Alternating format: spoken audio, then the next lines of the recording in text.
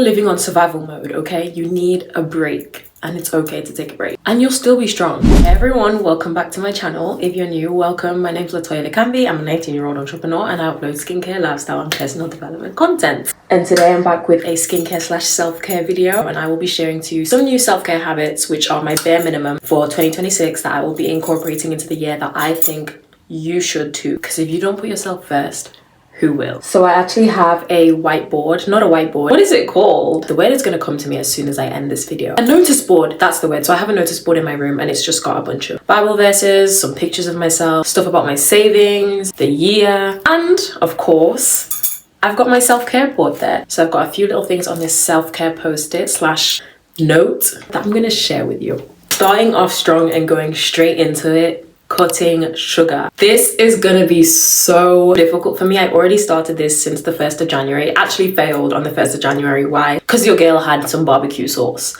Yes, barbecue sauce is full of sugar. I have such a sweet tooth. Not only do I have a sweet tooth, but I'm the type of girl where if I'm craving something and I can get it, I will get it for myself. And what I realized during the last couple months of last year is that naturally I have a very slim build. I've gained weight over the years, good weight, but during the end of the year I became really bloated, and I also realized that my face was puffing up a lot. Obviously you get your puffy face in the morning, but then my face was staying puffy for like a couple of hours, and just a lot of other stuff with my health that were minor, but I don't want to wait until they get major. So cutting sugar is definitely going to help. I did my research on it, and then leading on from that, icing my face. I'm gonna restart. I used to do that a couple of times, but very rarely throughout the year. And again, this is just to reduce puffiness, get the blood flowing, but not too much, because icing your face regularly, I'm pretty sure it is bad for you. Next on the list is my skincare. So I keep my skincare very minimal. I have a fully 100% organic skincare brand, and all my products are organic and cold pressed. So I'm sticking to my skincare routine. I'm really serious when it comes to my skin. I don't play about my skin. Every time I get gifts, everyone knows not to buy me skincare. I only use my own skincare products. My skincare routine has been very simple, and as you can see, it's kept my skin glowing. Fantastic. I do break out from time to time, but one thing that I also want to implement this year, which has to be my bare minimum, is start oiling my hair much more regularly. I have oils that work like magic, and I'm not even taking advantage of them to their full potential. I can't believe I have as many miracle working oils as I do in my skincare and hair care line, and I don't use them regularly. So I'm definitely going to start. And I also want to put a lot more care into my hair. I care a lot for my hair, but I can be very careless in the way I take my hair out. Sometimes I take my braids out. My hair grows very, very quickly. So when I'm taking my hair out roughly, it just takes away the growth that I have just accumulated, which is so pointless. And usually I don't care. I'm also very, very prone to cutting my hair. If you know me very well, I just be cutting like there's no tomorrow. And I always say it's gonna grow back, but I don't want to be like that anymore, okay?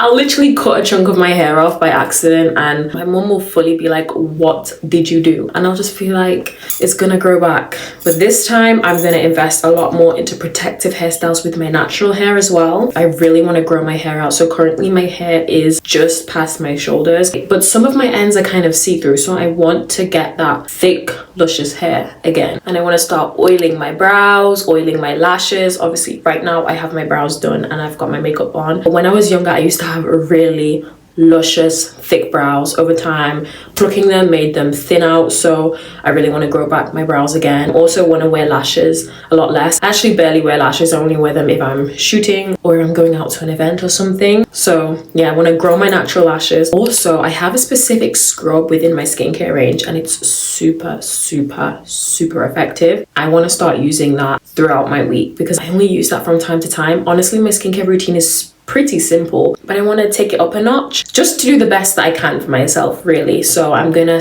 definitely start using my coconut and oat scrub so much more, especially whenever I wear makeup. That thing takes the makeup off my face like this.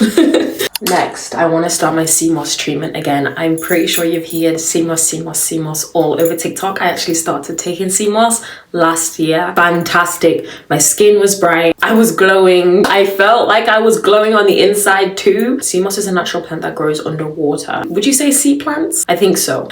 But yeah, sea moss grows underwater. It has the majority of the nutrients that your body needs. It is so good for your nails, hair, skin, immune system. So good for your immune system. So I had a lemon flavored sea moss, and I would literally just take a spoonful of it every single morning, and then once it finished, I never topped up again. So I really want to start that again this year. Next, and I know a lot of you are guilty of this, okay, and you need to implement this into your routine: sleeping before 12 a.m. Every day I am falling asleep the next day. I never fall asleep on the day of the day, if you get what I'm saying.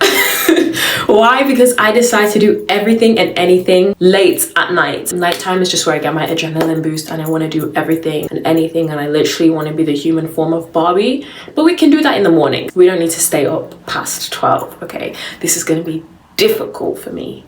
Very, very difficult. And it's so weird because I love sleeping and I can sleep for hours and hours and hours, but I don't like waking up early and I don't like going to bed early. The only times I go to bed early is when it's super, super cold outside and I'm like, why am I even awake? I need to be sleeping. It's too cold to be awake. It's too cold to function, basically. So on my bulletin board, I put sleep before 12, and then on my New Year's resolution for January, in my New Year Better Me book, I put sleep by 10:30. We are 4 days into January. I have not been to sleep by 10:30. I don't know when that's gonna happen, but it has to happen. It's difficult. By the time it's 10:30, there's still stuff on my to-do list that I haven't even ticked off yet, which means what? I need to get better with my time management. Next, which is one of my bare minimums, are all of my supplements that I'm going to be taking. And when I say supplements, all of my supplements are natural. So for example, I brought up sea moss before. Another one I take is fenugreek. So fenugreek is a seed that has been used in ancient medicinal remedies, a lot of medicinal recipes over the years. It's good for your immune system. It's good for your hormones, especially as a girl or a woman. I take the seeds in tea. A lot of people take it as fenugreek tea. And I take that 2 to 3 times a week, usually 2 times a week, because I don't want to overdo it. It does have some side effects, but these effects are like TMI, but in your body order,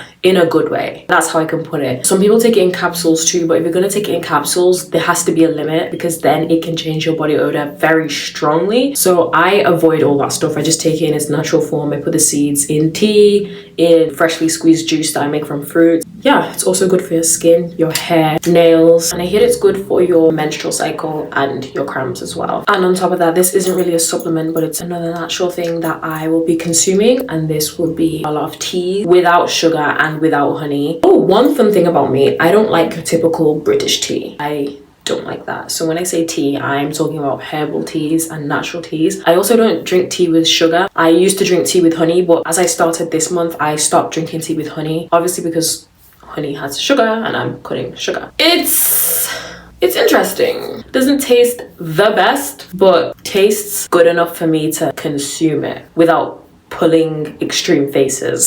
So yeah, I drink green tea, just started that. Also honey and lemon tea. Also in my family, we've been having honey, lemon and ginger for the longest of times. Not even as a tea, just honey, lemon, water and ginger. I also started taking little slices of ginger, I guess.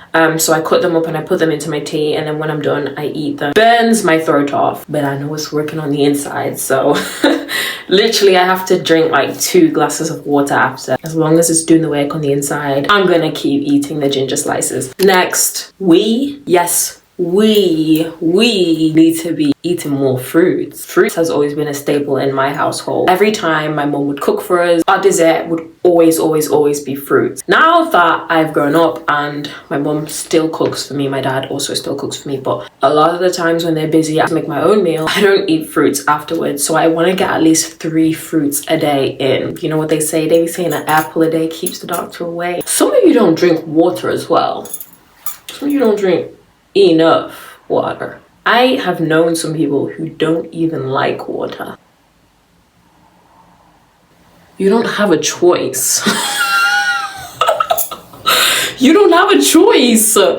Start drinking your water. Next, into my skincare routine, I will also be incorporating lymphatic drainage techniques, routines, whatever. I actually started this when I'm in the shower and also before doing my skin prep in the morning and in the evening as well. You can search lymphatic drainage up on Google, Pinterest, whatever platform you use. Find some techniques that you want to use. This is just to get my blood circulation flowing healthily, also to improve my facial structure. So I actually have different gua shas and I stopped using them because either I wasn't using them effectively or they were just rip-offs because I wasn't really seeing any difference when I was using them. I actually just got a new shower tool. It's got different compartments like a brush, stone, and then different types of exfoliating surfaces. One I use for my face, one I use for my back, my neck, and my body, especially this area here because that's the part where I do my lymphatic drainage the most, here on my face. And for me, that has been working so much better. And then when I'm doing my skin prep, I just massage my face and use different facial techniques and do different facial exercises as well that help highlight the features of my face and also to reduce the puffiness and inflammation in my face, my body, etc. Next, related to the issue of bloating and also I think it's high cholesterol. I'm British. A lot of our meals are centered around carbohydrates. There are some times where I have a full meal and that full meal is just a full plate of carbs. For example, I love a Chinese, but obviously it's a British Chinese. That's a full plate of carbs. And I don't want to sound like one of those LA Valley girls who was like, I don't eat carbs. Do I look like I eat carbs? No, I just need to cut them because I eat them too much and it's clearly affecting my appearance and my health. And I don't have to wait for something majorly wrong to happen when I can just fix the minor issues. Last but not least, aloe vera usage. We have aloe vera plants in my house and I'm not using it to the maximum potential. That's what I'm going to start doing for dark spots, hyperpigmentation, even like under my eyes and stuff like that. So yeah, that was a quick video. I hope you found some of those things helpful. You should incorporate some of these into your 2026 self-care, skincare, whatever routine you have going on for yourself. And if you don't have a routine, get one going. It's about time. And if you're new, turn on the post notifications, subscribe. See you in my next video.